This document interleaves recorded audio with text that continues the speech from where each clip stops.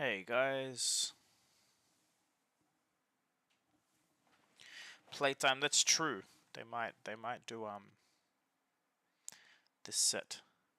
I'm just waiting on Matt and Paul, told Timmy. When they get here, they get here.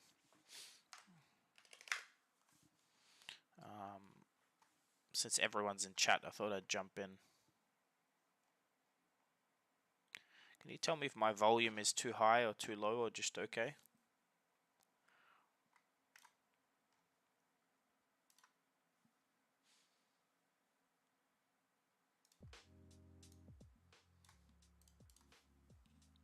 Tarek couldn't make it, Matthew.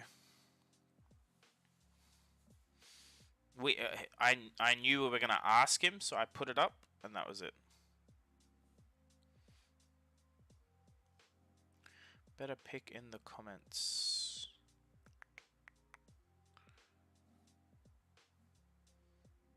Okay, my volume's low. We can fix that.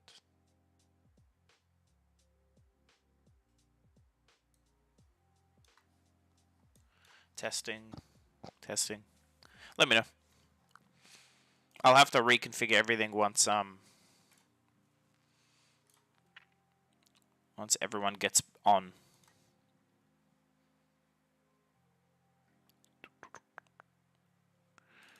Actually, I wonder.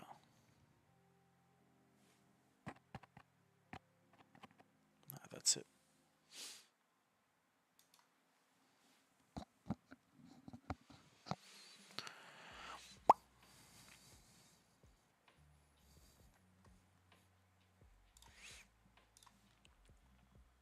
Cool.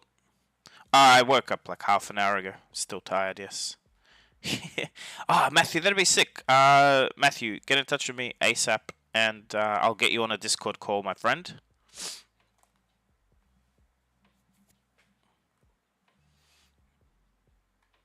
I'm on Facebook and Twitter. I think you'll find me.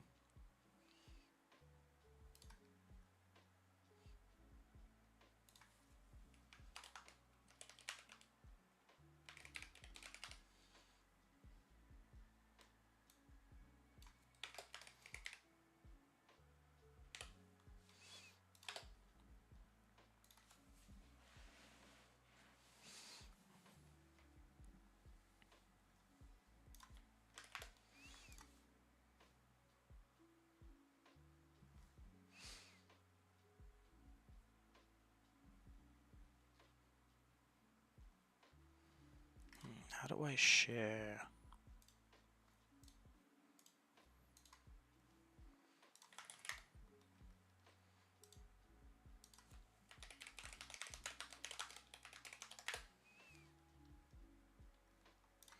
She's my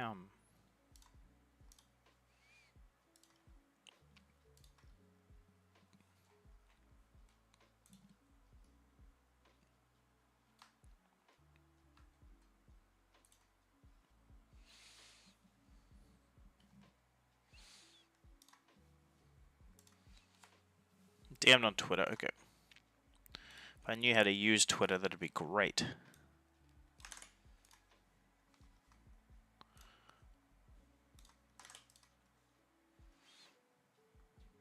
And if you're ready, Matthew, I can add you to the call now. We've never spoken before.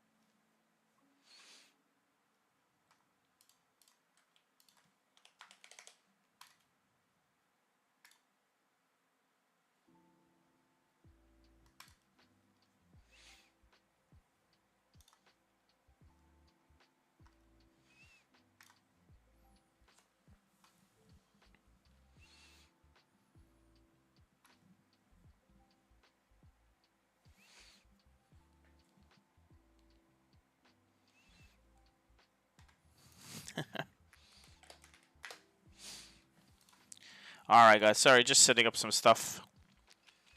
Pretty sure, Toadski, yes, the announcement will be under articles.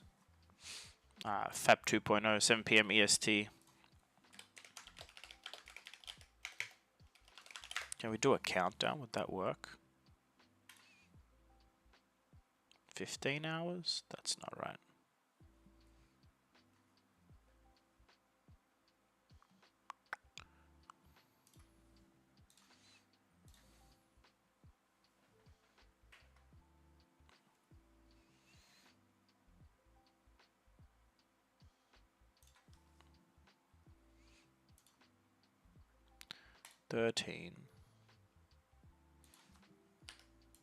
PM. I don't know how to do that on the spot. Leave it. It's 1 hour, basically. In 1 hour. No, not 1 hour. It's in 45 minutes. 15 minutes. 15 minutes. I should have had a coffee before jumping on. Let's see.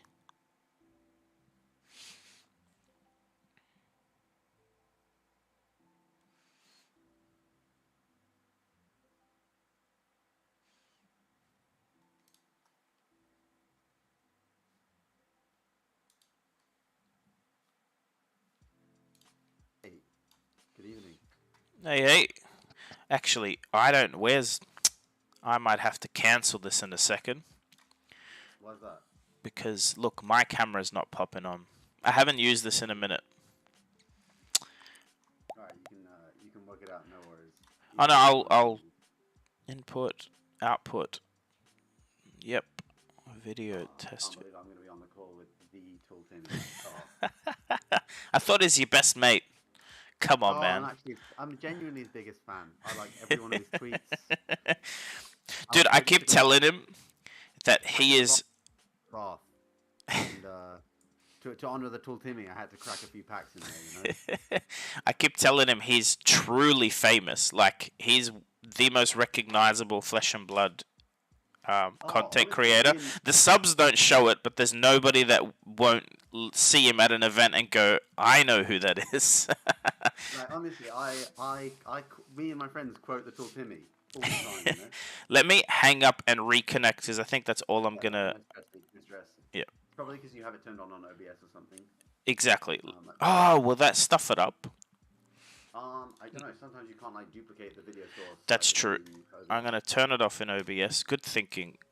See, that's why you're a champ and I'm not, dude. That's the. Not sure about that, but test. No, okay. All right, I'll be back. Of course, Timmy's in the chat, but he's not in here. Go figure.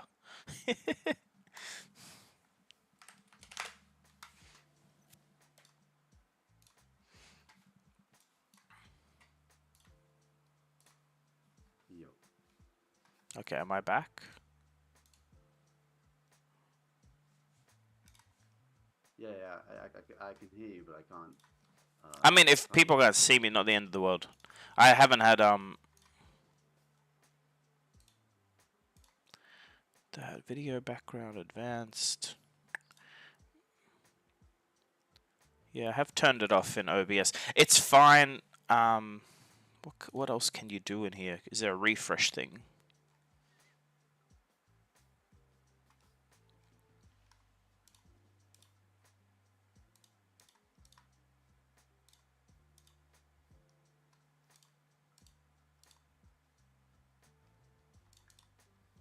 Really doesn't like that. That's all right. Do you think this history pack thing is legit? I guess so. Yes, yes. It makes sense. Whether people like it or not is irrelevant. It makes sense. It's like, here's a reprint, revised thing. I don't know 36 light borders, but yeah, I guess. You know what I've been saying, man. I hope these boys join soon. Hey, I've been saying for a long time. Yeah, actually, I might What's a good way to... I know. Oh, there he is. There he is. He's got the background and everything, the Everfest background. Oh, Timmy, how are you? Timmy, you're muted. You're looking beautiful, but we don't hear a word you're saying. Plug in the microphone! Woo! There he is. There he is, the tall Timmy. How you doing, mate? I'm good. I'm good. Oh. How are you guys? Oh, mate, it's brilliant to make your acquaintance. Oh, I'm so happy to speak to you, Timmy. Mate, look at those arms, Matty. Look at them. Yeah, I've been hitting the gym, you know. Oh yeah. Hitting the gym, you know. I'm ready to carry my entire nation at the Pro Tour, so you know. Yeah, you're ready to crush those Timmies at the Pro Tour and show them how it's really done. Exactly, bro. Exactly. You know, I got those sneaky tricks you taught me. You know, I'm ready. Yes, I'm ready. that's what we want to see. They won't know what hit them. Honestly, mate, all my friends always quote that video to me. That's like the video you made about our phone call. That's honestly the best. You know, All right, my I have favourite a video.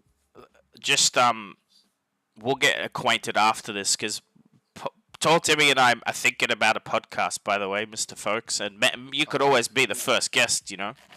Oh, mate. Anything. Question, Paul, Tall Timmy. Do you remember how I always talk in the car that they really should have done ugly reprints for the game? Oh yeah. They did ugly reprints. They did them. I kept telling him, I'm like, they should stop reprinting the same art. Like, if they do a Command and Conquer, they need to make it an ugly one, and that way the real one keeps some value. Well, I don't know if you've seen the news, Tall Timmy, but it seems like they're coming out with white border reprints. Are they gonna be old art, like different art? No, but they're ugly because they're white. Like, it's still an uglified. It's still a less. I tell you what, old art I would love would be like white bordered and then just white pictured. There's no picture, there's no art, just text. I'd love that too. You want your reprint? Have your reprint. Yeah, it's just blank cardboard with text on it. That would be ideal for me. No distractions, only the text. It would just the game would be so clean. But then also no one would know what any of the cards were, so they would be an absolutely miserable stream experience. Let me try and fix this one more time. Actually, I might just share my screen then, huh? Nope. Yeah, usually if you're trying to stream a Discord call, you right-click in the top, click off show non-video participants, and then you just like stream view the video. It's fine. I don't mind being blank because I got to put the actual article somewhere on the screen. People know who I am on this channel. And I think we got Matt Rogers connecting. What's up, boys? Hey! Good evening, Matt. Mr. Matt Rogers, how are you, sir? Yeah, good, mate. How you doing? Oh, I'm very good. I'm very good. So yeah, the sound quality's probably pretty shit coming. All right, can we just? I'm just trying to test the audio here. Stream, tell me again if you can hear everyone when they're talking. Mic test 1 2 1 2 1 2. There you go. Matt, are you jumping on camera or not? It's fine, but people will be disappointed. Yeah. I'll jump in on camera. How's that for audio? I've just jumped out of the shower for a sec. Test it. You're fine, Matt. Whoa! I thought you would just jumped out of the bubble bath, Mr. Rogers. Oh no, I did just get out of the bath. Actually, I was cracking some packs in there. Actually. Nice. No good pulls though. No good pulls, but. I'm gonna mute up for a minute. I'll be with you guys. In You're like fine, man. Guys, just for format's sake, when we talk about this, the article pop up. I'll probably read it, or maybe read a paragraph and then just go around in a circle, quickly comment on it. Just when we all talk at once, one or two people gets muted. That's the way Discord works. Oh, okay. But it's fine. That's no worries. Oh, is that in 5 minutes? It should be, yeah. Unless I got the timing completely wrong. Yeah, you start. should we go around and have a quick prediction, but then also like a wild wish for what Go. you wish it would be? Okay, so my prediction is probably that they will announce a massive change to the first edition rotation system, and then maybe introduce some kind of change to the Living Legend system that is a bit more functional than what we currently have. And then my second wish is that we're not playing FAB at the Pro Tour. They're actually playing FAB 2.0, and it's like there's some fucking insane changes. You know, they're like, we're gonna give you a fresh format. They're like, we're gonna give you a fresh game for the Pro Tour. That's my wild wish. I love it. Tell Timmy. Look, obviously said a true Spike would love that, because you know that Matty Foulkes, if there is a last minute change, you know he's going to capitalize that and absolutely crush some souls at the Pro Tour. Unfortunately, most people out there just don't have the skills that Matty has and wouldn't be able to handle such a last minute robust change, but I definitely hear you, Matty. Okay, so what are my predictions? Obviously, JW said it himself. They're not happy with the first Unlim product style release, so there will be a major change. Look, with the history set spoiler, I'll need to wait to see the details. On face value, I'm not super excited about that. I don't feel that card availability is actually an issue in Flesh and Blood right now. So I'm interested to see some more details around that announcement. But, you know, look, this won't be the first time they change FAB, and it's not going to be the last. Geez, we'll probably be bloody FAB 5.0 in a few years. And that's fine. That's fine. There's nothing wrong with that. They're going to keep testing, adjusting, and it's a very new game, and it will mature over the next few years. Just like Magic, they change that thing every couple of years as well. I have a different take. I think FAB 2.0 is going to be quite underwhelming. I don't think it's going to have much to do with Living Legend, although it should. It'd be great if it did. I think it's just going to be... I'm hoping First Ed is called Collector's Edition or something. It comes out at the same time as Unlimited. That way players can buy whatever they want at the time. Much more limited. So 125,000 Monarch is not a huge amount, but it's also not super collectible either.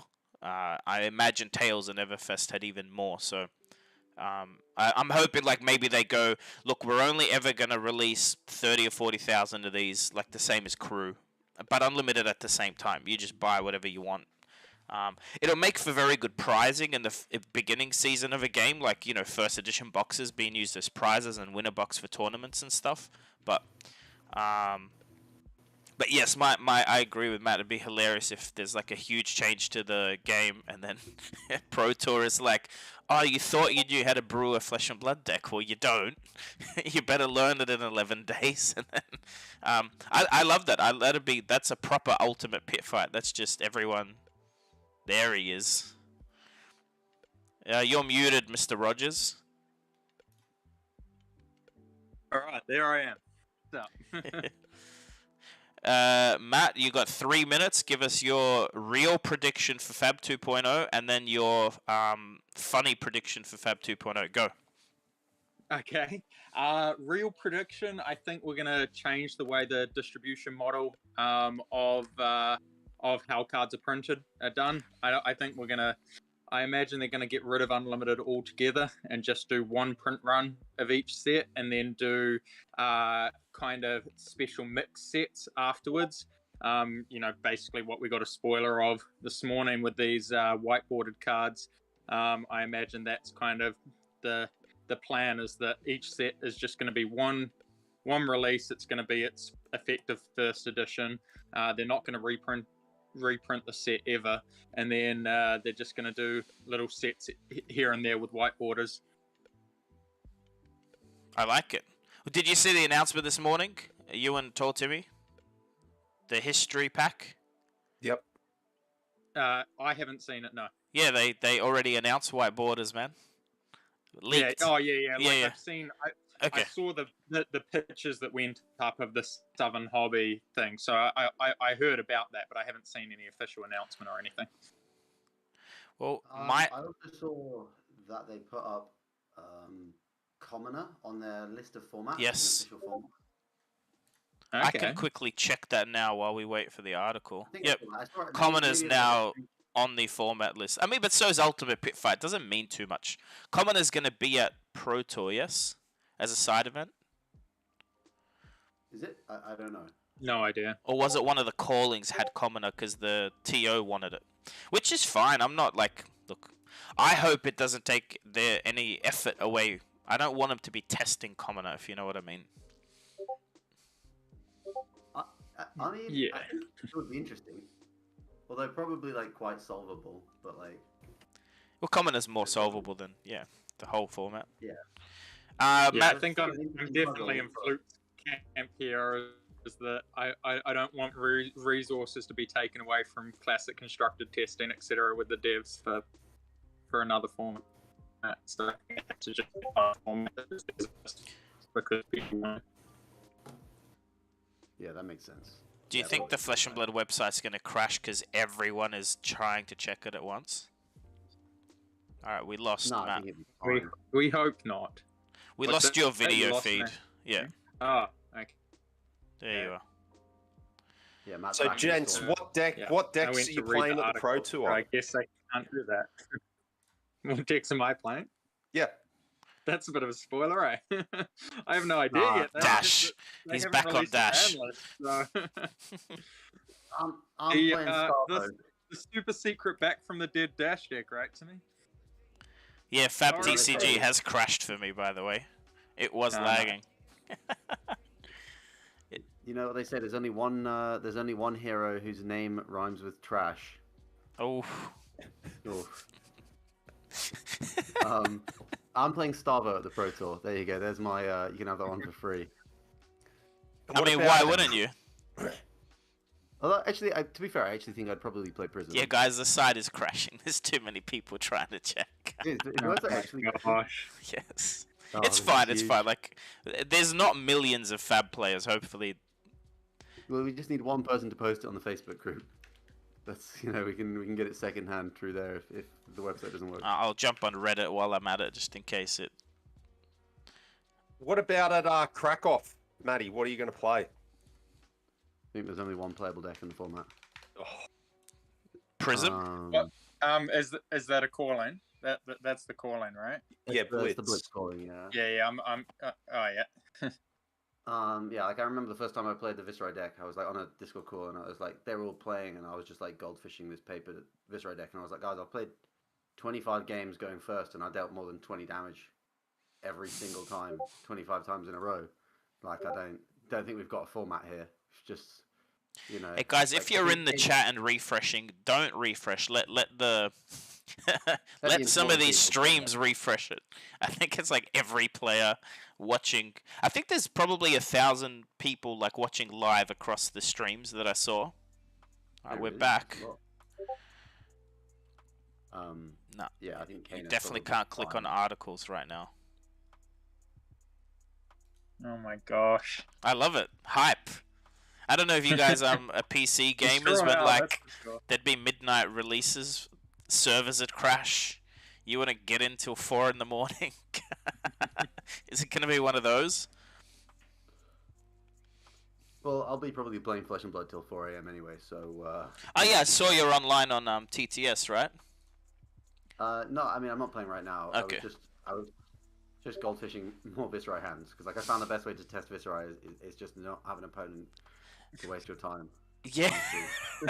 like actually, like a little bit actually. Like I'm only being like slightly facetious. No, I understand what you're saying. You're trying to learn your lines. It's more important than reacting.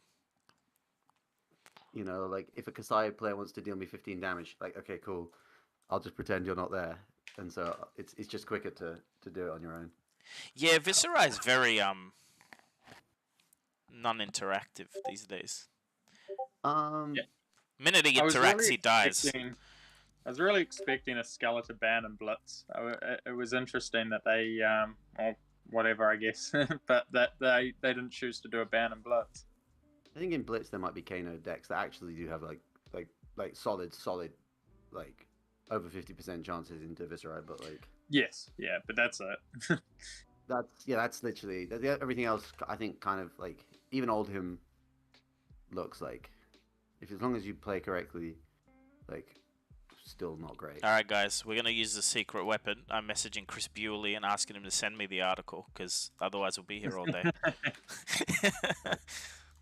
Got the inside man.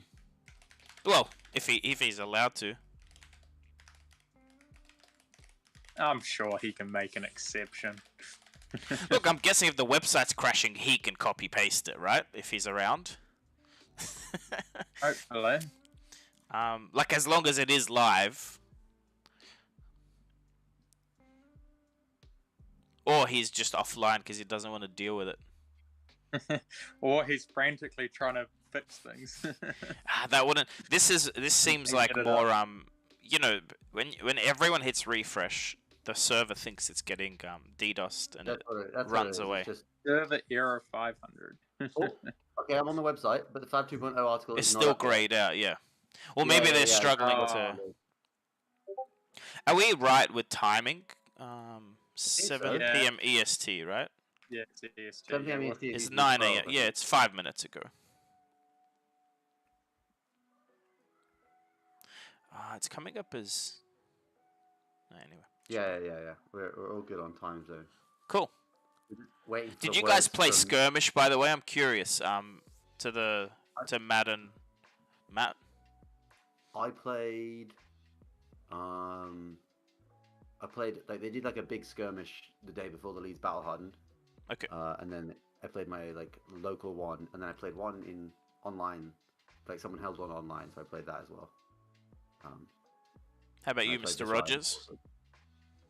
I have not played this. Oh yes, I played one where I played an Oldham deck, and so it was a bit of fun. Just something I scratched together. I hadn't played Blitz and pretty much since the Blitz calling like over a year ago, I guess, or about a year ago, something like that. I've barely ever played Blitz, so Yeah. I scratched together a fun little Oldham deck.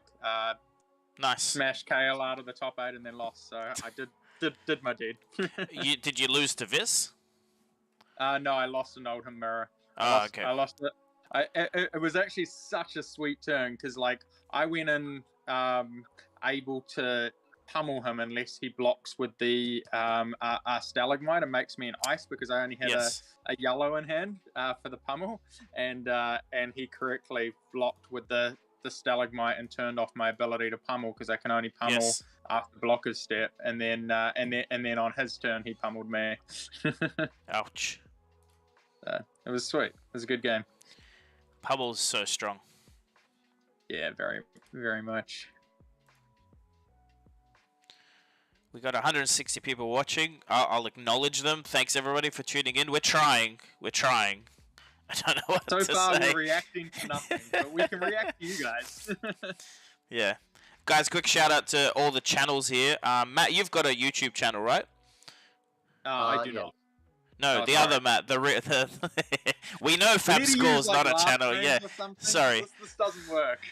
I'll call you Fab Mr. School. Rogers. Fab School coming, dude. I'll be one of the first students of Fab School.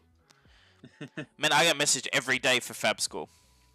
Yeah, Fab School is coming. The person that I was doing it with got stuck over in Australia. Planned to move to New Zealand months and months ago to start this with me, and then New Zealand closed its borders again, and the borders reopen. I think today or yesterday. Oh, wow. So it's going to be flying over. We'll get everything set up and ready and start producing content and stuff for it, and then launch it straight after the Pro Tour. Awesome. I told Nick he should just marry you. That way the visa's easy. They can't stop true love, man. And then just work it out when he's there, you know. I don't know. New Zealand government. Well, there's plenty of family members and spouses and stuff been stuck overseas. Yeah, I know. It's been We're tricky. pretty strict over here. And the blue-eyed gentleman in the bottom left of the screen. What's your channel? Before we get into that, I have a question for Matty Foulkes. Okay. Now, are you going to get knighted by Her Majesty when you become the first Flesh and Blood Pro Tour champion, or is that going to happen when you become the first world champion of Flesh and Blood? When is Her Majesty going to knight you, Sir Matty Foulkes, and we will all bow in your honor? Wow. It's probably going to be when I win Worlds. I think likely, you know, she doesn't give it out easy, you know. She plays it pretty hard to get. The old girl does, you know. Yeah, old girl. Probably have to take down the big one before that happens. All right, let's make it happen, team. Matty to get knighted upon becoming the world champion. We'll petition the Queen on your behalf, Sir Matthew. I appreciate that, Timmy. I appreciate that big.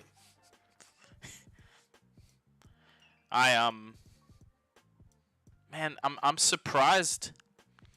I guess maybe they host this server themselves. Oh, Timmy, mate. pack of Everfest. Someone saying in the chat for me to go get a pack of Everfest. Well, yours truly went. I went 3-0 in an armory last night. I'm absolutely collecting prize packs like no one's business. They're falling out of my pockets. So bear with me, team. I'll go get myself a juicy pack of Everfest. Yeah, let's do it. We got a Tails box over here that's about to be opened, apparently. Guys, I'm the unboxing channel, all right? Well, this is your channel, right? This is my channel, that's true. I got some. Wait, what else have I got? I got some magic packs. Can't do that. Let's start opening it. Let's go. Can't do that. I got a sealed Magic Origins set, all foils. Yeah, none of that over here. Nah. All right, we have it. Here we go. A pack of Everfest. You gotta hold it in front of your face so that we can see it, by the way. There you go. All right, let's open this bad Watch boy, him shall hit we? a Fabled for the first time ever. He's never hit a Legendary or a Cold Foil or a Fabled. Never. Really? Never. Never. I've never opened a legendary actually either. Okay. What do we have? Ooh, Bad Beats. Is that an omen? Mate, you can't. On my channel, you just skip to the last 3 cards. It's all Blade TV. You Runner. don't. Sorry, None of this slow play. None of You're on this. Fluke channel here, mate. None of this. All right, Seismic Stir. Come on, guys. We got a lot of little things here. Sure. Ooh, In the Swing. That's really cool. And you just can't see anything on this camera anyway. No, Yeah, but the it- This rotary off-camera ram. stuff. You're just going to grab a cold foil Bravo from your desk and slip it into the back. We know you. He doesn't own one. I can tell you that now. You know, I actually Dash Rotary Ram. That card is bloody awesome. Matt Rogers. Yeah. Yeah, it got played against me last night. I was like, oh my god. Okay, Killed ya. prolific protection. Zoom in. Oh, you said you 3-0'd, so you didn't have much problem with it, by the sounds. No. Oh no, Intimidate's a great mechanic. Dash couldn't do anything. Ooh, foil Macho Grande. Macho Man.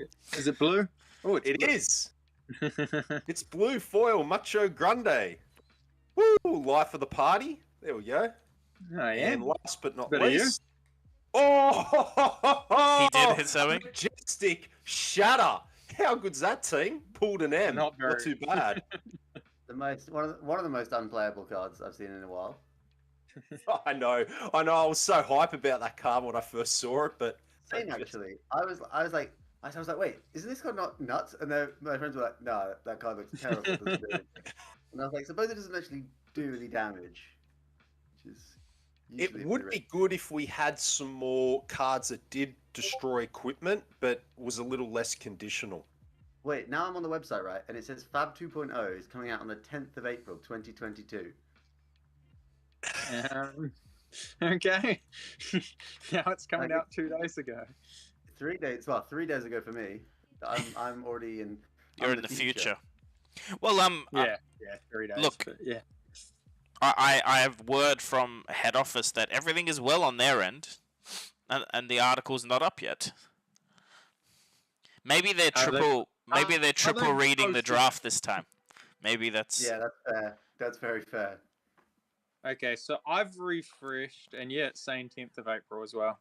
What are you refreshing? The sets or? The articles. Articles. Yeah. Okay. Can LSS give us an approximate time? No, like So that's that- look. I don't. I'm just trying not to say exactly what he said, but he just can't send me the article. That's all. He just can't. So that means it's either like, yeah, he just isn't. Maybe he's been asked by everyone as well. I can imagine. Guys, we'll get there. Don't worry. Also, there's more people trickling in. We're at 182. People Yeah, are but I fucking kind of hungry. feel like we're falsely selling to them now. You know, like we promised them a reaction video to. We our- are reacting to the server crashing. That's a reaction. Well, let's talk about this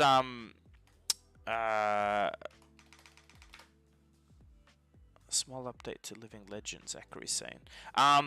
Let's talk about this Flesh and Blood History Pack 1. Sure, actually, that's 36 packs per box. First of all, that's Yeah. very interesting, right? Because that's new, but it's 10 cards per pack. White border, the Crucible same of as War, Fluke. Arcane Rising, Welcome to Wraith cards. It contains no foils. I called some of this stuff.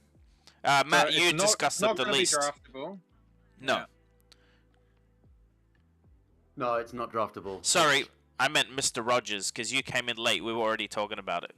Oh no, go ahead. Yep. What's up? What's your thoughts on this product?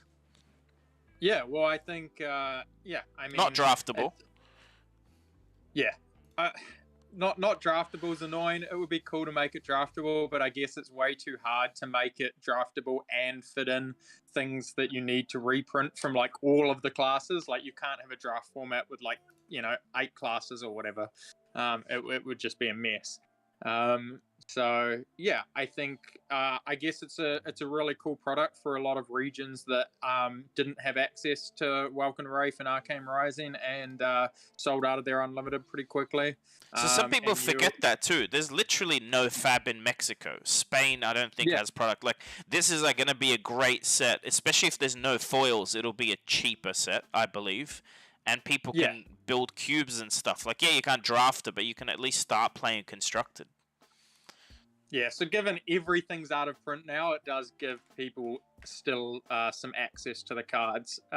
Yeah, I mean, I imagine that the set is going to be cheaper cards. I'm hoping that they're doing something like it's a 36-pack box, but at the same price as a 24-pack box or something like that. That'd the make boosters sense. are a bit cheaper as well. Yeah, and So it's the a- same amount of it's really cards nice. as a draft set because it's 360 cards.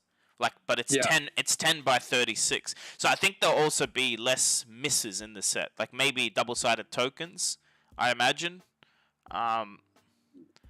And yeah, I can't wait. Look, I see most of this stuff as positive. The more stuff they print like that to get more new players in. Everyone's saying it's on the Living Legend page. Oh, they've What? updated something, have they? We Yeah, can have a look. yeah. Apparently, there's some weapon rule changes. I think that are someone's just baiting you in, my friend. That looked like a bait, but I'll check. Rules No, and that's- policy? No?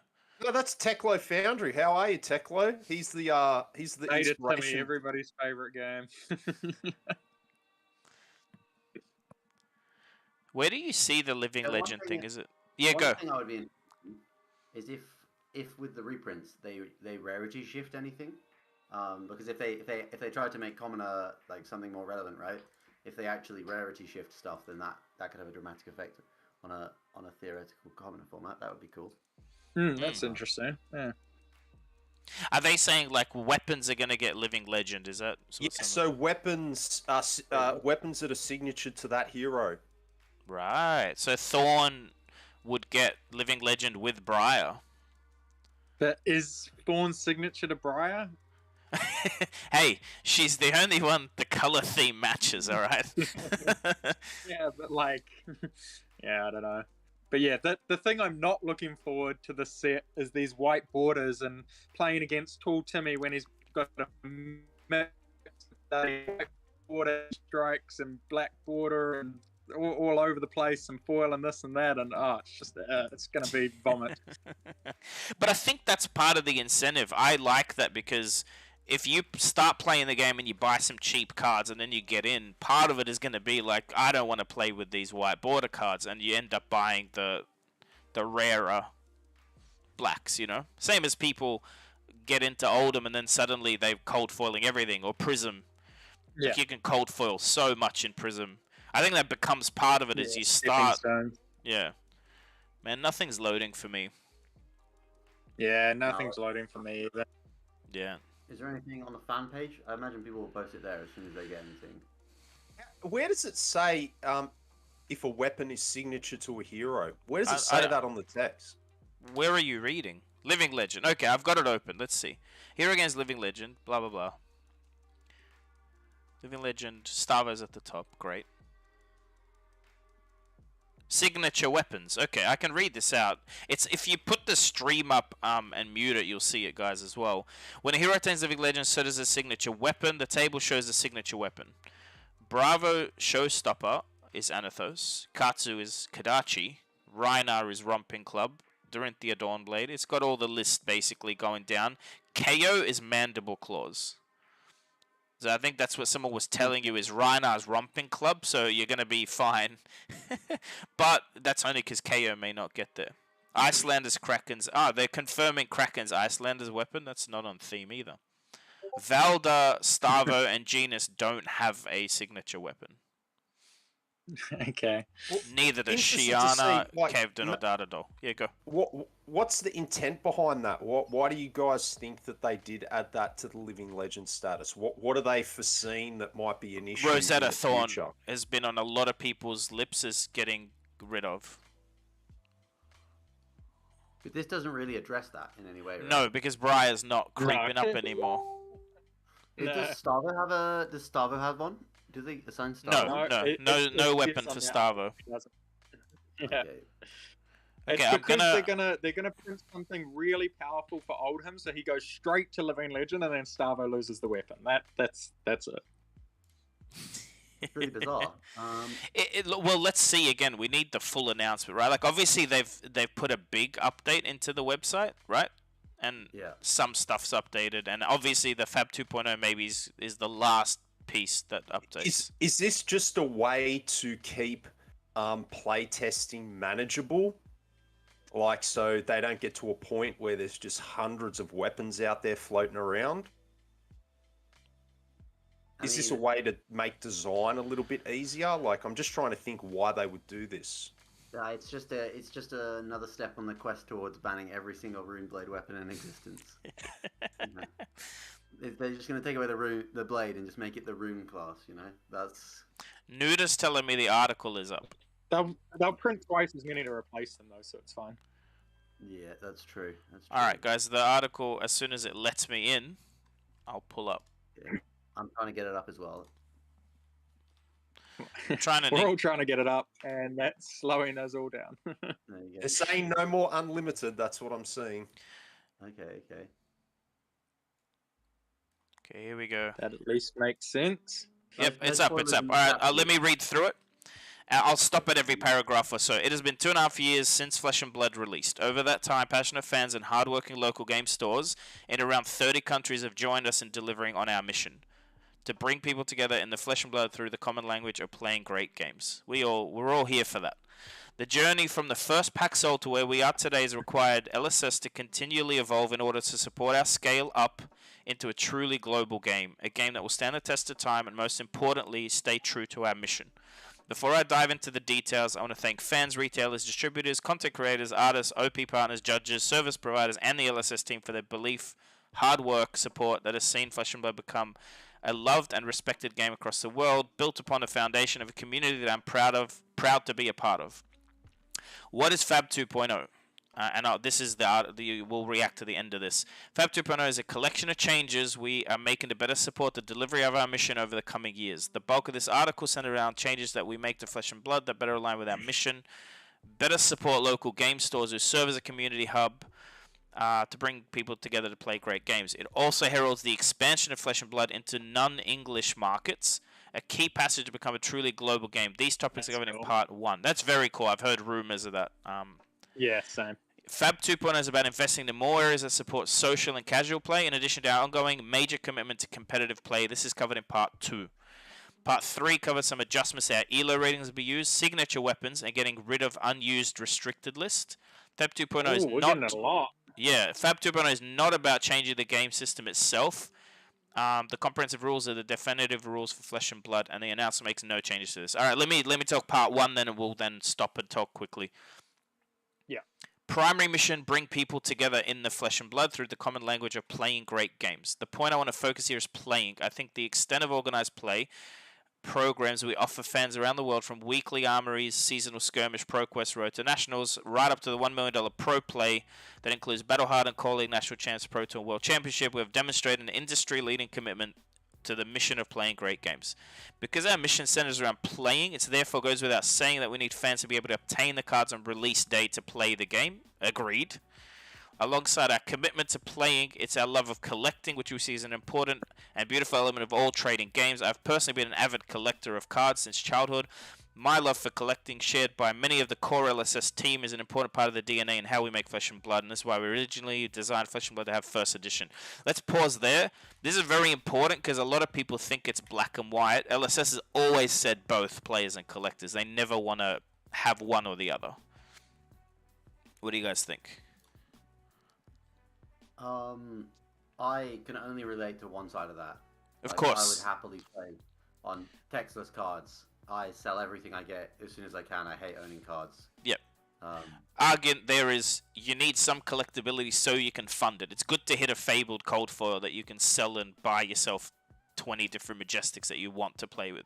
Like that lottery chase thing when you draft or whatever. Like a Heart of Findle's never going to make your deck or break it, but... It might. It might, yes. What do you think, Matt Rogers? Yeah, so I mean, I think the dedication to collectability as well as playability is one of the things that makes Flesh and Blood so special. Yep. In the past, I've never been a collector, of Magic or any other games. I've just sort of been a lot like Matt here, where I just, I'm a player. I sell everything I get as soon as I can.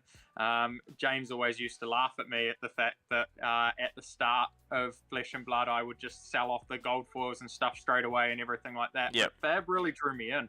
The collectability side of it, honestly, really drew me in, and I think around Arcane Rising, something like that, I started collecting, and I kind of haven't stopped since, and I'm Yep. really enjoy it now, and I really enjoy my little niche collections and cold fours and all of this Yep. sort of stuff, and I get a lot of enjoyment out of it. So I think the really point changed is, my though, mindset. that has been hurting potentially players where First Ed comes out. People weren't playing with cold foil libraries while they should have been. Let's move on. I'll let you react to the next thing told to me. When Flesh and Blood released in 2019, throughout most of 2020, player base was small, and the first edition print was sized accordingly, with a view that the game was new. We had produced larger and limited edition prints to support the player. This approach worked well when the ratio First Ed to Unlimited was heavily tilted towards Unlimited. Fact. Today, the Flesh and Blood player base is large and growing all around the world. With organized play, engagement numbers regularly setting new records on a weekly basis. I like that they're tracking that.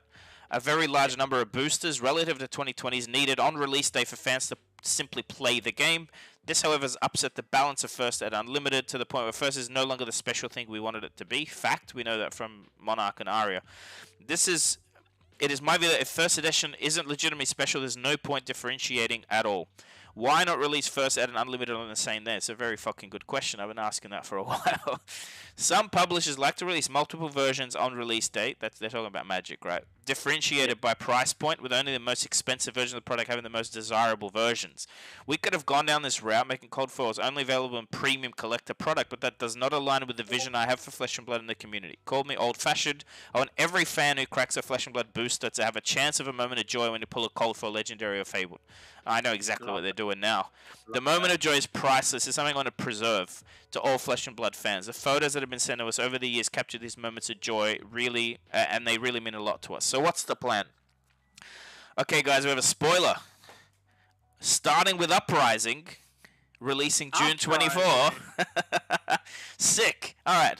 There's no differentiation between First Ed and Unlimited. There is simply Uprising. How sick is that? Okay, well, that's it. That's the news, right? There's no more First Ed or Unlimited. It's one set. Uprising includes both Cold Foil and Rainbow Foil equipment, fabled and alternate versions of cards, which I can confidently say are the most impressive alts we've done yet. Really? Better than Starvo? Okay. You're in for a big surprise. Legendary and Fabled cold foils in Uprising around 3 times rarer than that. 3 times rarer. So Legendary and Fabled cold foils are 3 times rarer. So that's 1 in 120 boxes, I would imagine, on average. Wow. Not in 40. For the Fabled, yeah. Yeah. Offset by rainbow foil versions that are slightly more frequent than the past. I think they already did that with WTR Unlim with the Japanese print, but that's my theory. I've opened a lot of it. It's our intention that this change better supports cards' accessibility to fans who simply want to play the game while making the hunt exciting for collectors who covet beautiful and rare trophies. And also we hope seeing the return of moments of joy when cracking booster bags. That's the feel bad that you had with common cold foils and Aria. Like, why have them? This changes that now.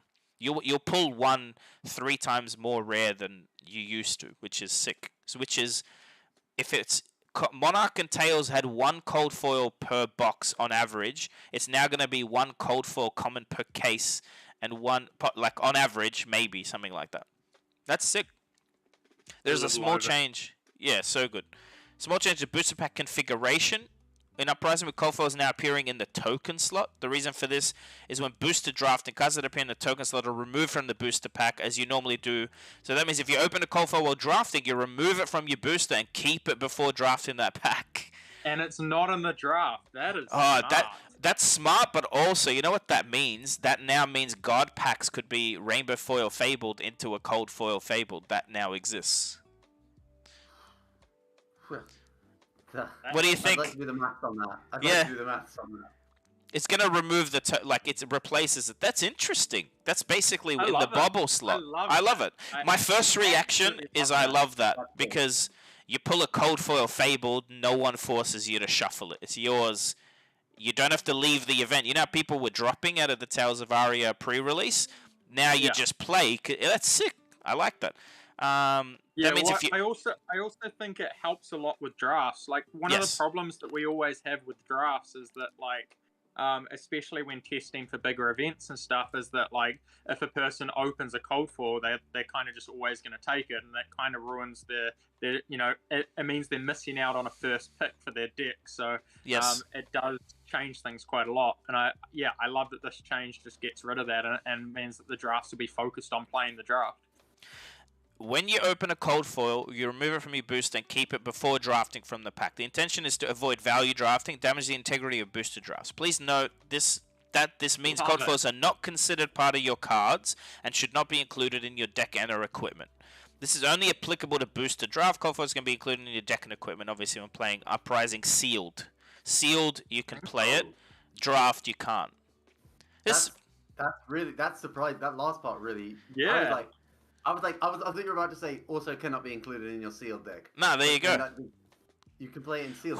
That's kind of crazy. All right, there's another little spoiler here. That worries me. That worries me. Sealed bit. Because it's the token slot. Yeah. Also, there's that chance of having like someone with that extra legendary and sealed, right? The old 85 card pool. Yeah. That's something to react to. Yeah, hey, it is... Okay. I see where you guys are coming from. It's like an extra card. Yeah, I think it definitely worries me that I sit down the table from Foulkes and he, like, turns over a bunch of cold foil equipment. He's like, nah, all of my packs with the token slot was replaced in all of them. What do you mean? You will see a new rarity symbol appearing in Uprising, a purple triangle. Or a half diamond, in reference to the Fabled. We refer to this rarity card as Marvels. What the fuck?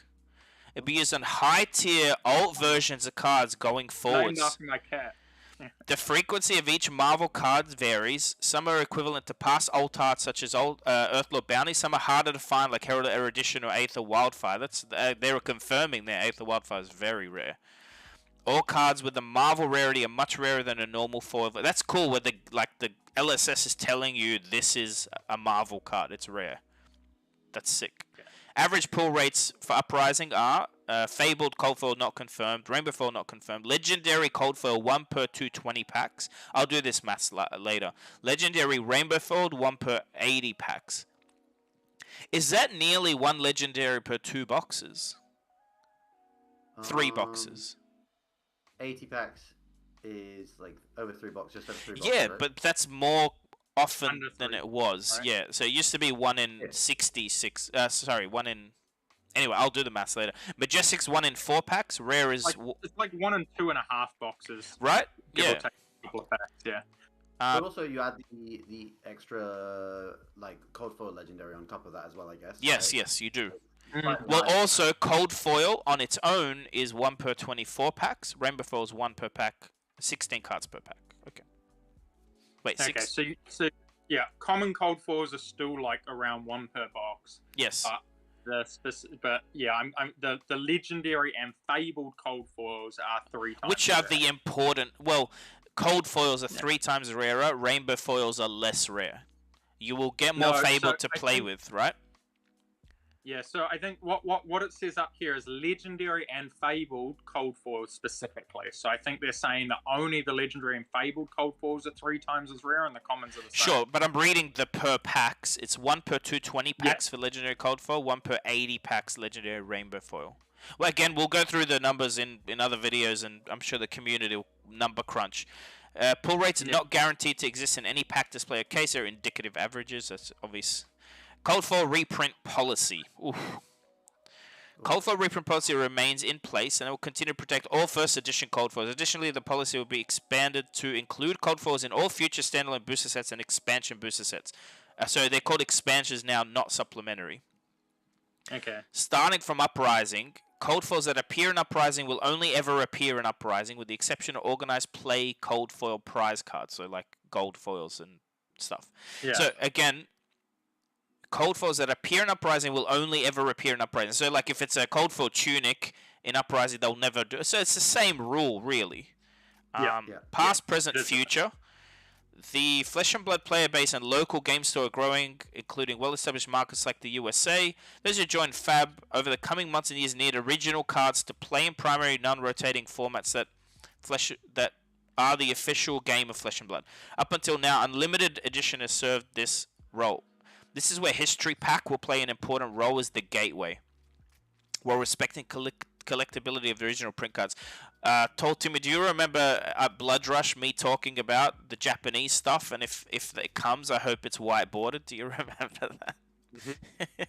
That's a confirmation. Oh, then not sure about them whiteboarded cards. No, I'm Jesus. saying if you're gonna release cold foil Findle spring tunics overseas, please don't make them black border same card as I have. I will not like that. History Pack is a booster set that includes reprints in white border with no foils. Okay, so there's no foils anyway in these. History Pack 1 includes cards from Welcome to Wraith, Arcana Rise, and Crucible of War. There's a picture of Dorinthia Ironsong, a Spring Tunic, Command and Conquer, Become the Arc Knight, and Gorganian Tome, all in white border. One Black to sell, label. 3 Command and Conquers. Black label. Ooh, We are sounds like very a proud UK. to finally be launching Flesh and Blood in 4 localized European languages. Thank you to fans that have been waiting for localized version of Flesh and Blood. We are realizing a short print run, one-time only black label edition of French, German, Italian, Spanish History Pack 1. That's what they're launching in those languages, History Pack 1.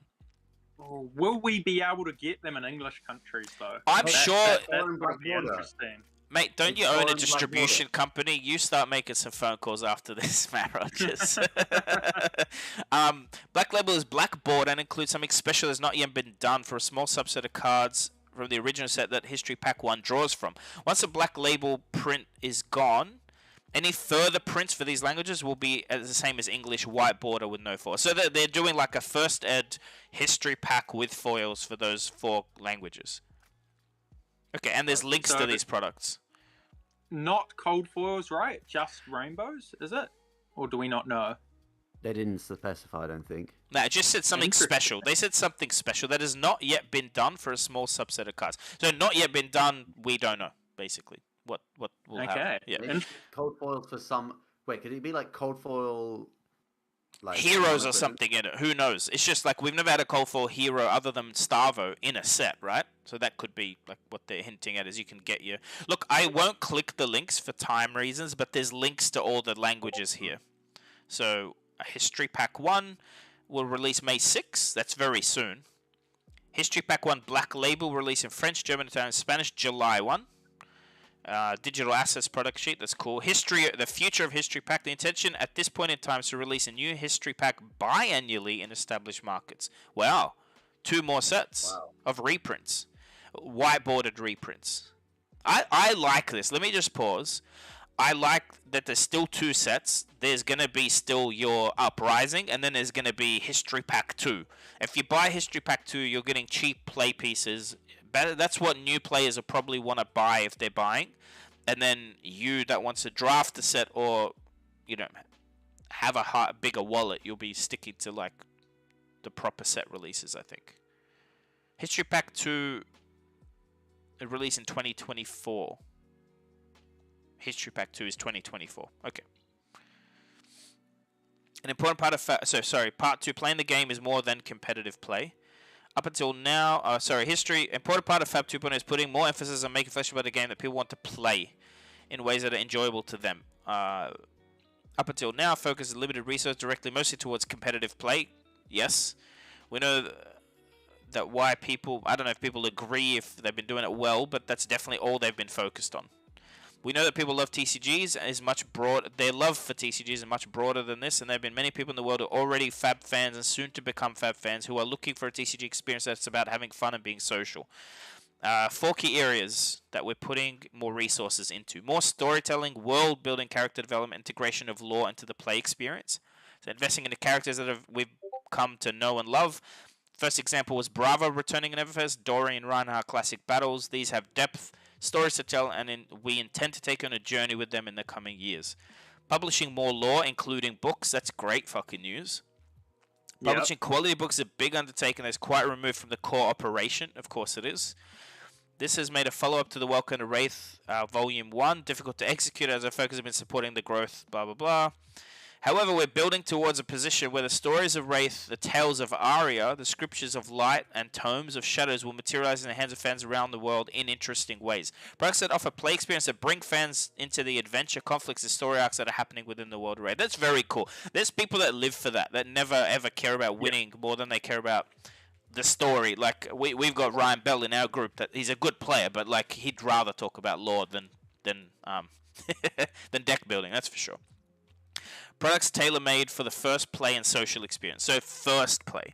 Classic battles. First example, specifically designed for the first play experience with a lore booklet included. There's asterisks here. I'll have to find where that links to later. We hope will inspire new players to discover more about featured heroes and relive their classic battle again and again on the kitchen table. Classic Battles is planned to be an ongoing product type showcasing famous encounters, of course. Fans have often told us they wish there was an out-of-the-box product they can use to introduce friends and family to what Flesh and Blood is. The accompanying feedback is often that Blitz decks are too complex. We hope to see classic battles become the go-to for your sharing love. I mean, I don't know if the Blitz decks are too complex. Only the like talent systems. You know what's complex? The Monarch ones are a little bit. Let me tell you what's fucking complex. I'm making a video about this. Nowhere does it tell you grab dice and a piece of paper. Like, I started playing TCGs with the Monarch decks, and I actually had no idea I should probably have a bunch of dice to play. Like, no joke. That's one thing. Put a couple of dice in there. That'd be great. For new players, you get what I mean? Play versus environment. Yeah, go. So we in our first game of Flesh and Blood, we both drew up at the end of every single turn, and we were like, "How do you ever fucking win this game?" Until we just run out of cards. There's some stuff lacking there. Let's see what they come up with the dual decks. PvE will be our flagship social play product. Thank goodness it's not commoner. It will see players band together in a campaign setting that could be as long as short as your party wants. Okay, are they going down maybe the D&D route there with as long or as short as your party wants? It's not about winning or losing, but having an epic adventure with friends and fellow gamers where swords, shields, pizza, and beers collide. All right, Kiwis. Nice. Settle down. We are putting a lot into PvE in our expectation. Along with that, many of our eagerly awaiting fans is very high. PvE is under development. We're working hard to make it as good as possible. Yeah, we know that's next year, or they said it's at least a year away. Reformatting casual play formats. Yes, okay. UPF suggested rule set. Blitz format is yet to be announced. So there's a Blitz UPF format. Since then, Blitz has become by far and away the primary casual format. The original UPF suggested rule set sits in a weird place of recommending use of young heroes but having decks that are like classic. That is weird. that you use a CC deck in a young hero. Because a lot of new players that would want to play that do not own a CC deck. Right? We're 60. UPF is 60.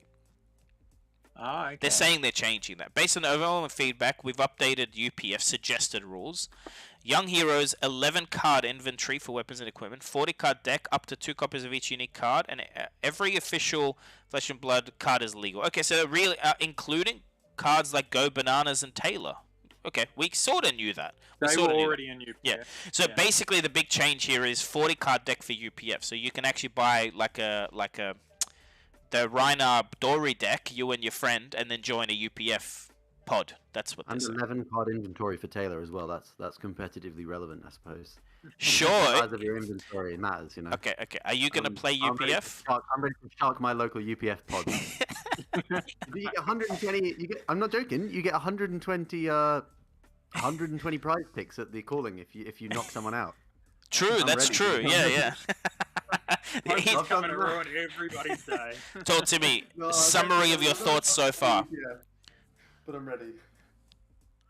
So far so good. When I first saw the history reveal, I was a little bit concerned, but I think that's a good way to go about it. I'm super excited about the game being printed in other languages. How good's that? We gotta get Mateo some Italian booster packs, man. Like, that's the key, and I love that they're doing it in Black Border, because for many hours we spoke on this. We go, how the heck do they release these old sets in, say, Japan? Do they just get their own alpha release? But then the poor people over there won't get their hands on a product, because every bloody Rudy and Whale will be trying to get their hands on every single box they can if they know that they're printing alpha again in a foreign language. So I love the fact that they're doing Black Border for these countries, and I love that they're doing it quickly for them, so they'll have like history part 1, part 2 to catch up, and then for us, we're just going to get it every 2 years for the new players that are entering into the game. But it'll be white border, so there's a trade-off there. I don't mind the white border, because someone on the group on Facebook is selling me a white border Command and Conquer. To me, already, I have all black border ones. Why would I buy it? Like, but if you're a new player complaining about the price of Command and Conquer, it's hopefully now like a $15 card. Look, it's going to be fashion, Fluke. If you've been playing Magic for a long time, black border's fashionable. Then you get some guy that plays white border lands from 4th edition, like yours truly. Everyone thinks you're a filthy Timmy.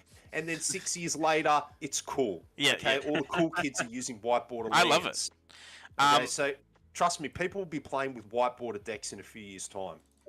All right, I'm just scrolling here. There's not too much left, but the next thing is Commoner.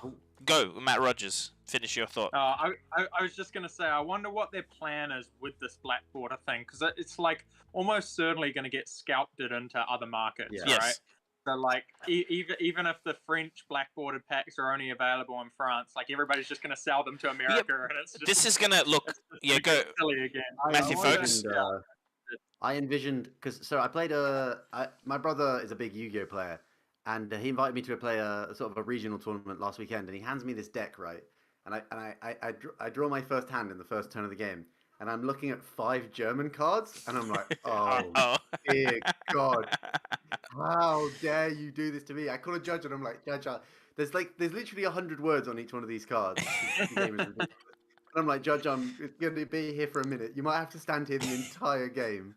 So like that might be a worry. Is that like, I have a different take on this. This is up to LSS. I don't want to I'm not trying to trash talk Channel Fireball, because they're not the only culprit here, but it's up to LSS to enforce contracts with those local distributors to not fucking export the game. Like, Japan's good at it, I believe, from what I've heard.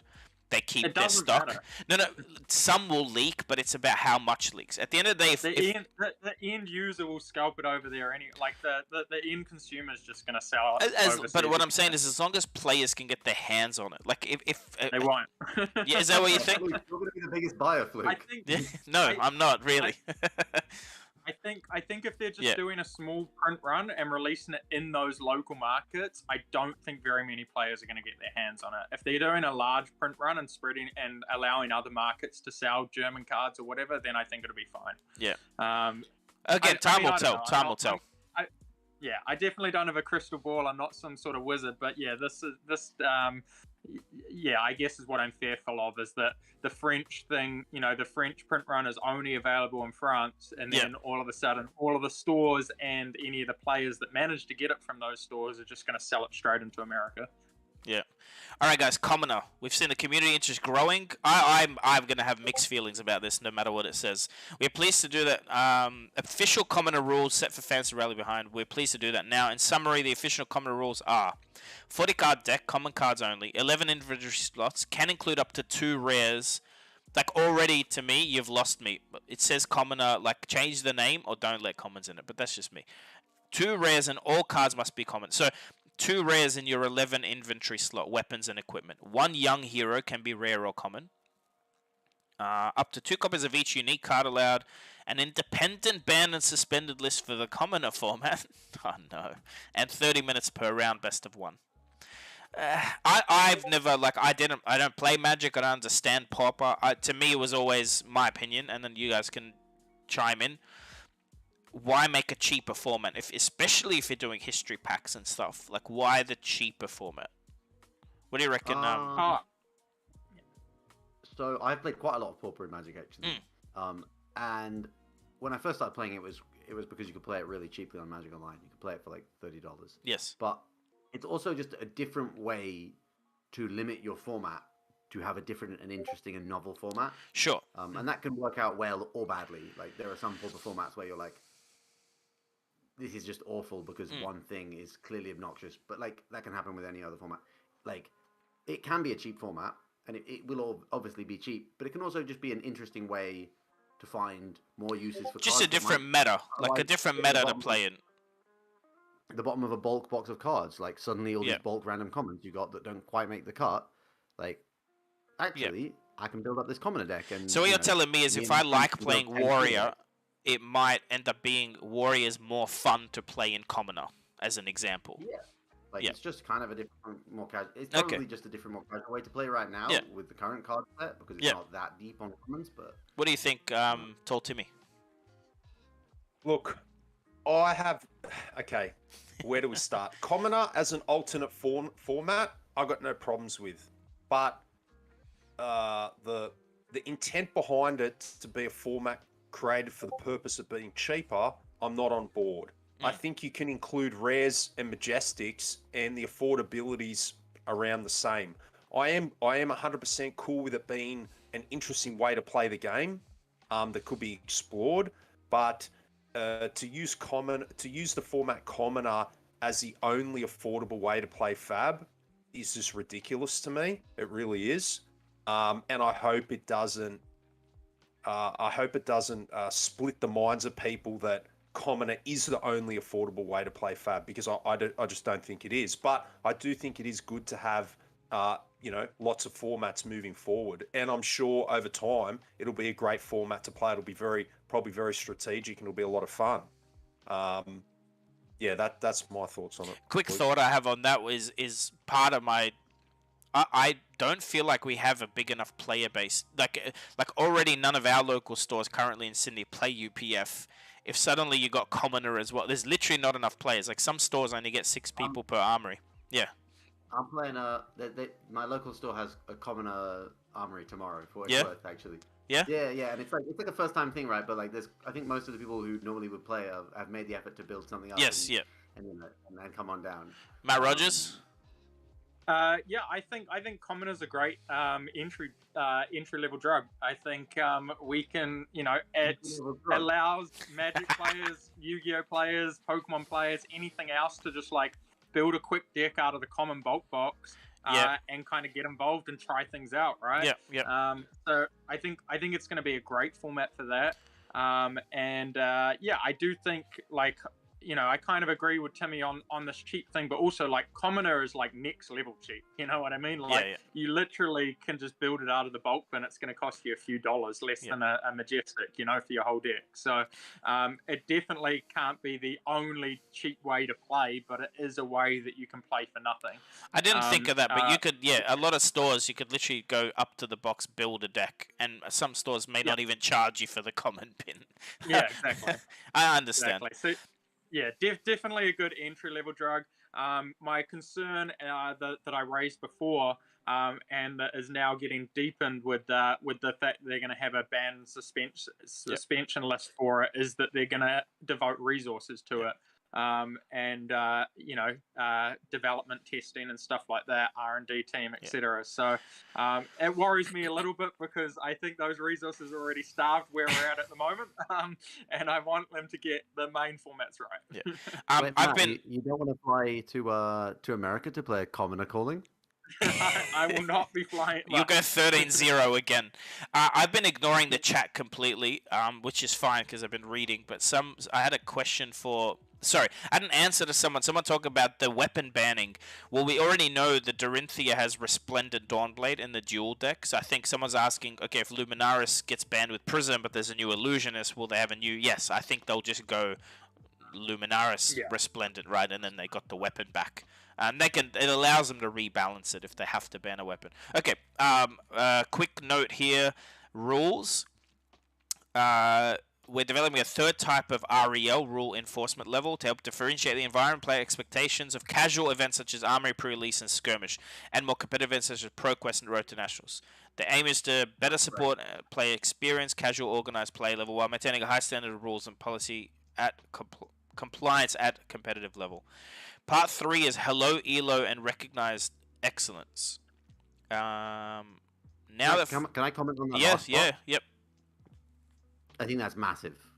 That's massive. That your armory will have rules? No. That thank you. But no, that there's a difference between ProQuests and an armory, because we all know that the 1-2 bracket at your local armory and the final of your ProQuest, you're playing a different game, right? Yep. And no one expects those to be the same kind of game. You're playing, a different level of stringency when it comes to the rules. And it's a disservice to everyone involved not to have a competitive rel. Yes. Because you set the ProQuest as a tournament, that has an expectation of. You should be able to play at that level or not go to a pro tour. Is that It doesn't need to be pro rel, and it's the same way they do it in Magic, is they have an in between. Which is and that's perfect. That's honestly perfect. I think that having a comp rel is something that they have needed to do, and I'm awesome that they've at least said that they're developing that. Yeah. Part 3 is about ELO and Recognized Excellence. This is relevant to a couple of you. Now Flesh and Blood organized play are well defined and well established around the world. It's time to extend the range of events that ELO applies to. Here we go. To date, the only event types have been calling and national championships. Going forward, ELO rating will apply to. So I'll start from the bottom. ProQuest will be 8k factor. Road to Nationals is 8k. Battle Hardened 16. National Championship 32. Calling 32. Pro Tour 64. And World Championship 64. So ProQuests and RTNs will now have a smaller, but they will have an ELO component. Interesting. Intention to make ELO accessible to players in all regions, where points are put on the line with the same level of frequency, making the ELO ratings a more accurate measure of who the top players are in the community. This will then enable ELO ratings to be used as a pathway to Pro Tour and World Championships. In support of this, we're considering implementation of activity requirement to remain on the ELO leaderboard. Banning and restricted list. Okay, Blitz format is a restricted list that's empty and never been used. We've been hesitant to use it, even though there are merits in doing so, because it's simply cleaner for player and official tournament comprehension and officiating. For card is simply legal or not legal, or halfway in between. We're retiring the concept of restricted list and replacing it with suspended card list, which should be introduced to Classic, Constructed, and Blitz. A card that has been suspended and not legal for play at the time it is suspended. A time frame of suspension will be indicated. Examples of time frame could be until the next scheduled ban and announcement, until June 30, or until hero name becomes a living legend. So they're saying we can ban Awakening until Starvo becomes a living legend. That would be an example. No cards are currently suspended. I like that. I don't mind that. I don't know how it works in effect. That widens scope. Yeah. It's kind of Like they should just say we reserve the right to unban things if we feel the format. Which they already. I mean, they can definitely yeah, like I unban would assume things. that, Yeah. that's on the table I think anyway, it's so I don't people. think I think that's more a market effect thing, Matt. I think it's Okay, like they can go, Duskblade is suspended, right? And then people don't go sell their cards for 10 cents. It's like, oh, okay, so there's a time frame. Oh, June 30, it's unsuspended. I think that's part of it. While right now, when they say banned, it's been deleted in the market, is what happens. Okay, yeah, that's fair. I think Yeah, that's why they look at that. I think it's just giving more information to your Yeah. player base, right? Your collector Yeah. base. Like They're just saying it's banned I think until. generally positive. Yeah, my personal view is more information and transparency is just generally positive. So, Yeah. I'm all for that. Oh I'm yeah, with you, speaking actually. of, where's my pop report, Matt Rogers? No, I'm kidding. I'm not putting you on the spot, bro. No, Where's Fab score, Matt It's- Rogers? That's all right. We are going through some issues, and we actually have a few grading staff doing a whole lot of manual entries of a whole lot of things Look. now at the moment as well, because there was some issues with the Japanese cards, because Sure. the Japanese cards are manually done on the label and not pulled Yes. from the catalog. So a whole lot of things had to be have to be changed and done up. But Now, I it's might getting there. skip over the lion's share of the next bit. All right, gents. Have you I've gotta gotta You go. I'm backed up. There's a few things I need to do. So it's been a pleasure.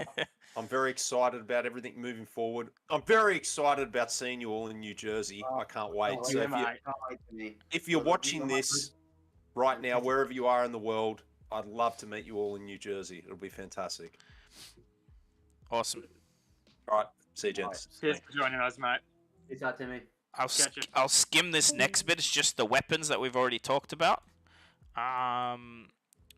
We deepen our investment in storytelling, realize that an iconic element of our heroes that hasn't been given enough credit when originally designed was their signature weapon.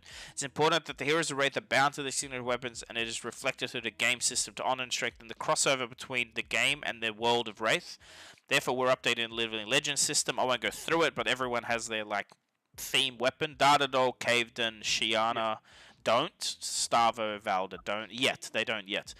Living Legend Beyond. It won't be long before we begin farewelling heroes from Classic, Constructed, and Blitz and welcome them into the Living Legend Hall of Fame.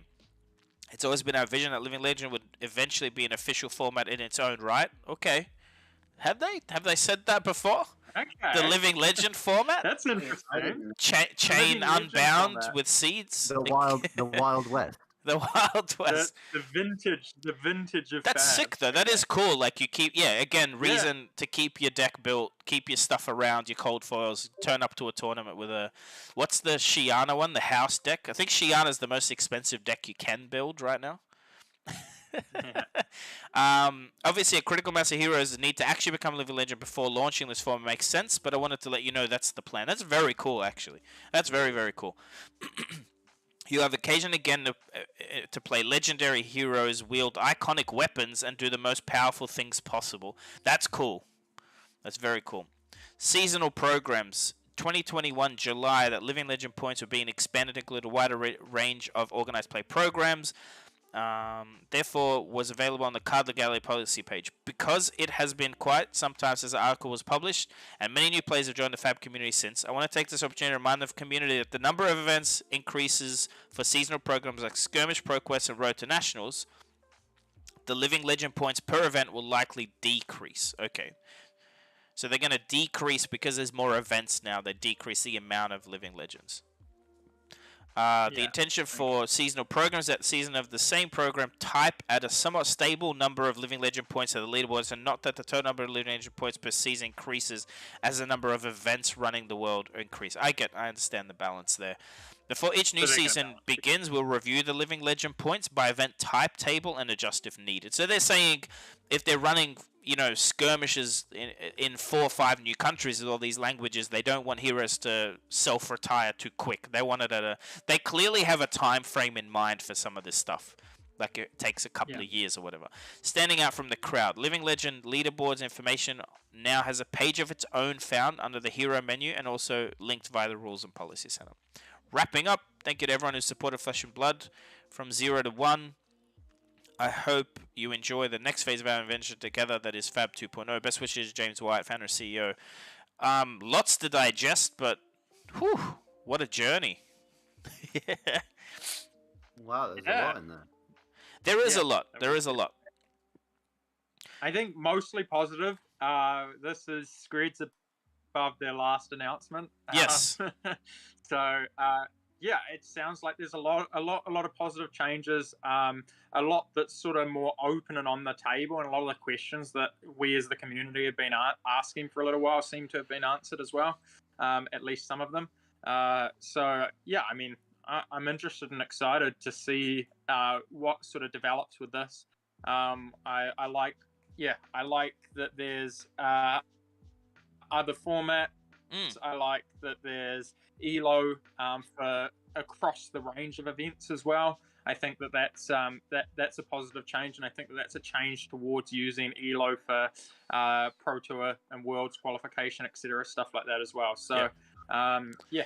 Guys in the comments, by the way, this is your time to ask questions, and I'll read them out for the next 5 minutes or so. Matthew Foulkes, what do you think?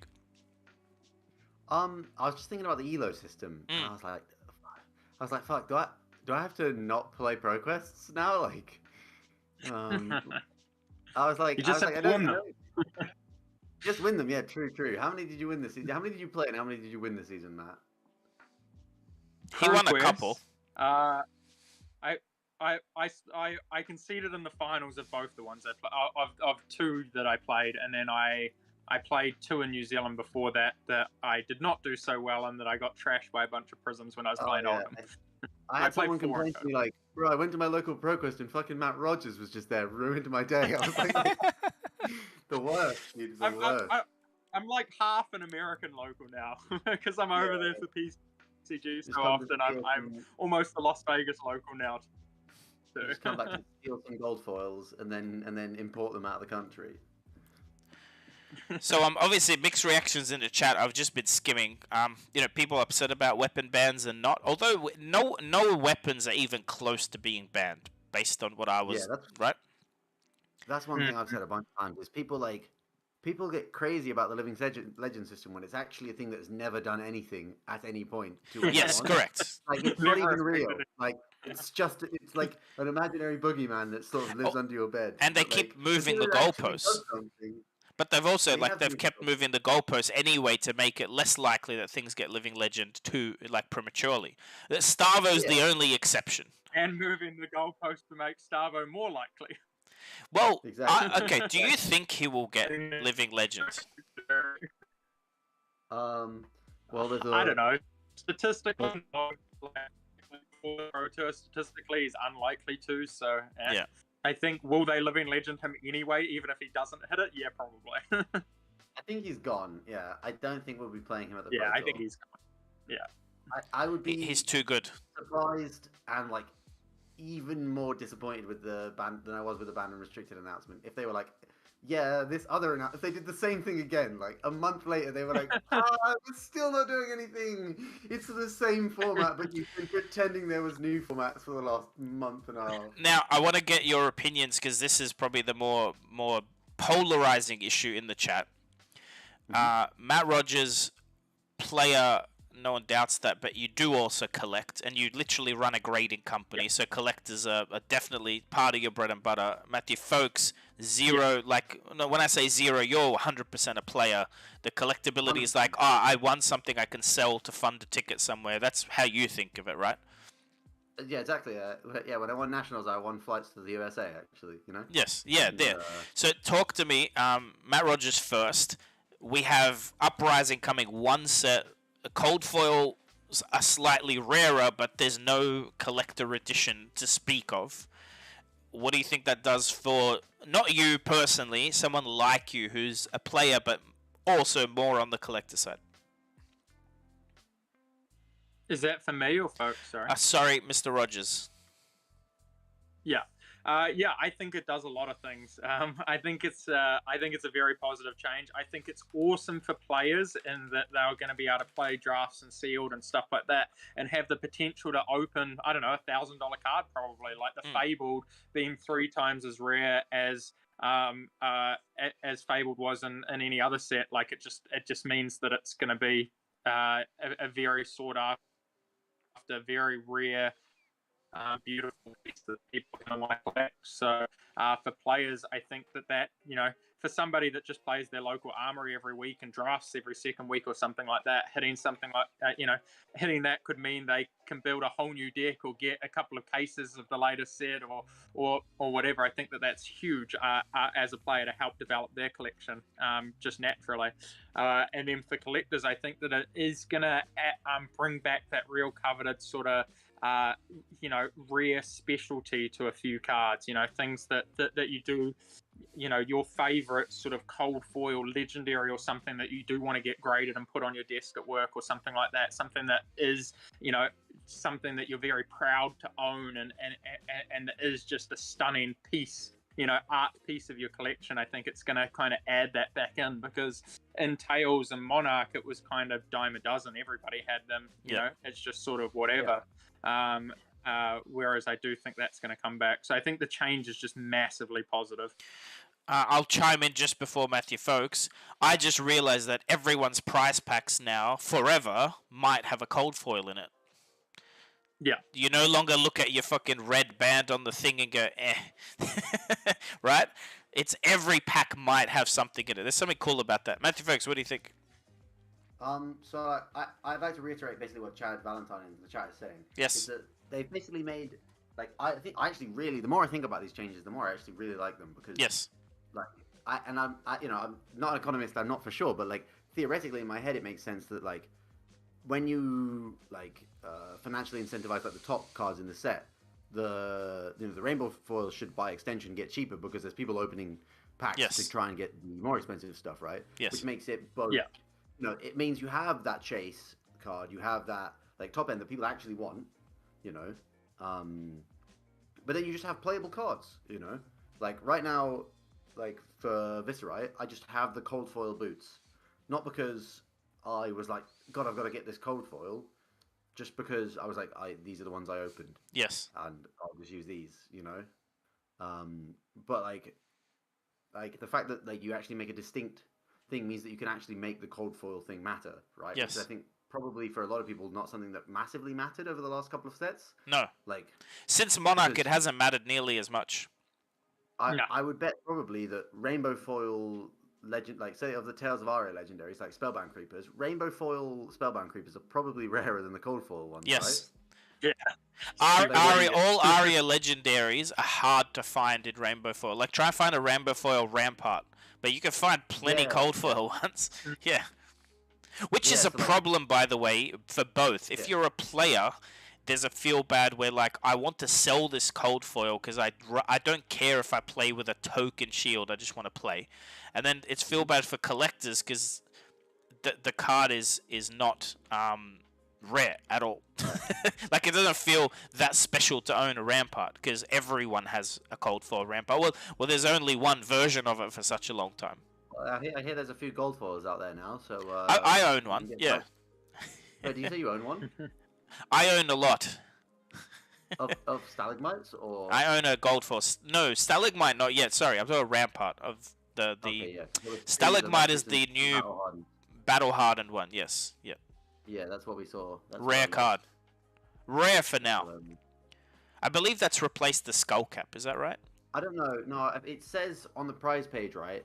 So when I was playing the Battle Hardened Leads, I was like, I said to my opponent, I was like, I don't think, because like people buy them blind, right? Yes. I was like, I think you should open it because I've got a hunch it might be a skull cap. Sorry.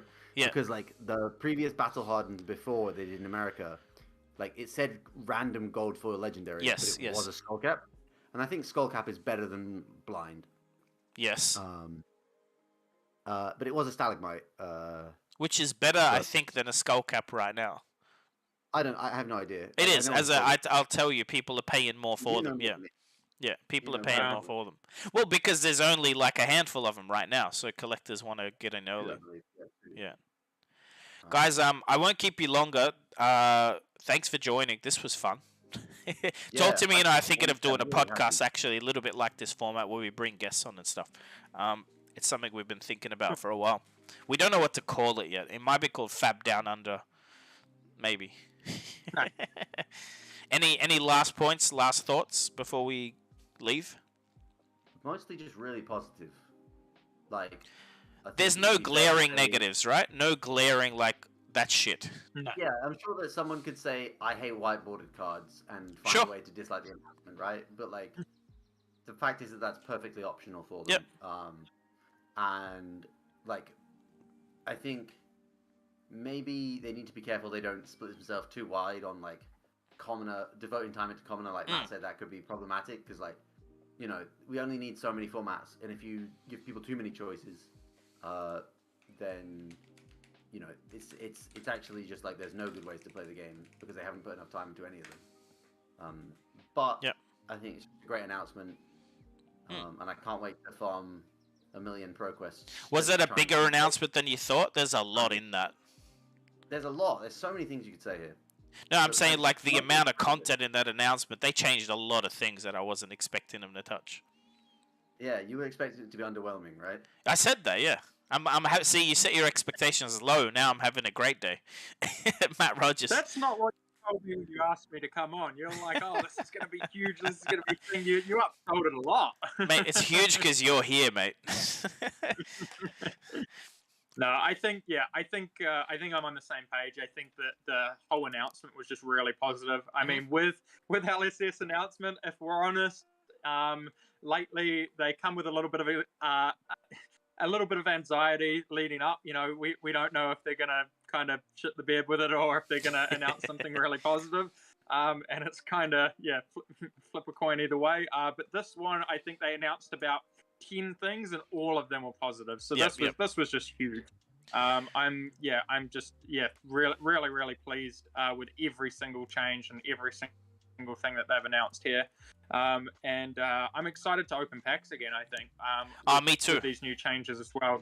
So I think like something that's definitely been sort of lately, if I go to an armory or a ProQuest or something and I get some, first it was unlimited packs, it was kind of like, why do I even bother opening? There's nothing cool to hit. There's nothing special, nothing that I want.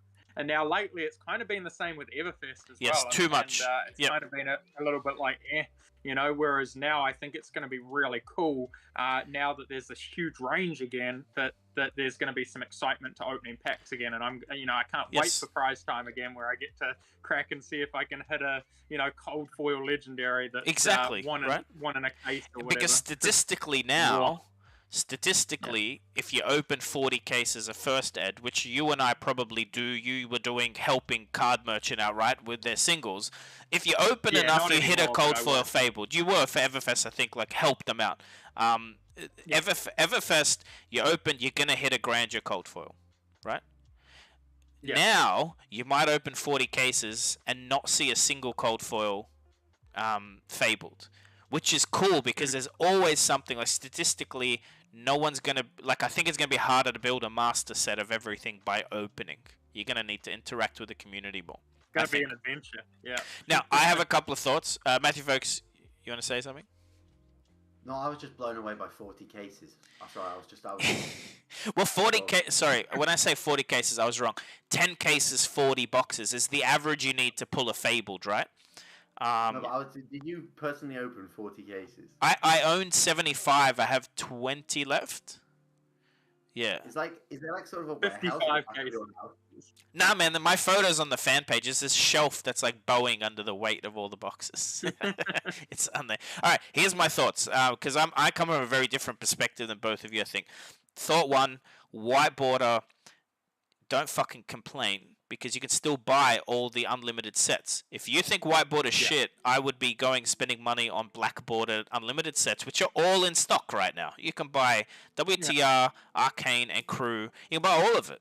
So anyone complaining about like white border unlimited, revised, ugly looking cards should go and pick up some unlimited black border stuff, because that's now rare, is what I'm trying to say. The reprints, like a black bordered Krunic is now going to be rare because it's never going to be printed again. Ever. There will never be a black bordered non-foil tunic again. That's basically what they've said. Unless it's German or Spanish or French. That's my Folks, you're looking very uneasy right now. I'm just looking at your screen. It almost looks like somebody missed an embodiment token against you. Like. No, it's nothing like that, dude. It's nothing like that. But no, I'm feeling like, so I'm reading about the black label on this. Yes. Thing, and there's also an English black label. Is that What? there's an English black label pack? Ah, that's what I didn't click on every link. But isn't that the 2024 one? No, One it's a HP. History pack 1, and it's under the black label thing, but maybe it's. But it doesn't have a black label. No. The English one is. It doesn't have the flag in the top Yeah. right. So what they're saying is when they release in a new zone with a new language, the first release of History Pack will be black label to give that, and something else that's special that they haven't announced yet. For me, I'm just saying, you can see this photo of Final Spring Tunic with a white label. That is not. You will not like. Anyway, that's equipment on the board. It's a cheap equipment on the board. People will still want the black label. I think what you're going to see is anyone like Ellis has been good at rewarding early adopters. If you bought unlimited and you have a lot of unlimited stuff, that's now rare. Some of it is rare. There is no more unlimited coming, is what I'm trying to say. So this white label stuff is very good news for everyone listening now that's already in the game. There's a potential that your stuff is infinitely rarer now, like having a Crucible of War tunic. By the way, the tunic number, Matt Rogers, is 1 HP 341. That's a lot of fucking cards in that set, my friend. Right? Yeah, 341. That's huge. Huge card pool. Oh, shit. Wait, the Gorganian Tome, sorry, excuse my language. Yeah. 1 HP 364. Yeah. I own about 40 Gorganian Tomes as well. But again, I read yours are Briar. now. I read Briar. When I Yours first are read now Briar, more historical, as in these will be much more common than yours over time. But a Gorganian Tome is a short printed card. I don't know if you're aware of that. Because it's only one in your deck, they printed way less of them than all the other Majestics in this set. That's been proven. Legendary right there, you know, it says on Correct. the card. Well, no, it is. It's printed as rare as tunics in crew, statistically. Oh, really? Wow. Second thing, I think having one set may help to curb this I buy shit and I store it and don't open it. Because first eds were tempting for that. And people open unlimited, but now everyone's going to open everything because there's no unlimited coming. So if you want to play the game, you want to draft, you're not going to buy first ed and then wait for unlimited to come out. That's gone. Hopefully it stops some of the hoarding of stock, which is what inflates the price artificially. But if a set does well, it'll all inflate in price and everyone profits. It's not just like that first initial release of it. I like that. I like that. That's all I got to say.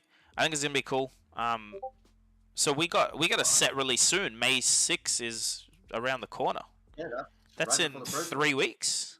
3 weeks. Dude, I can't wait to open up my packs of History Pack 1 with my newly banned cards. Guys, again, absolute pleasure. Thanks for jumping in. No worries. We will catch up soon. See you guys in Jersey. All right. Cool. Peace out, guys. Awesome. See you Thanks, guys. mate. Thanks for inviting me on. See ya. My pleasure.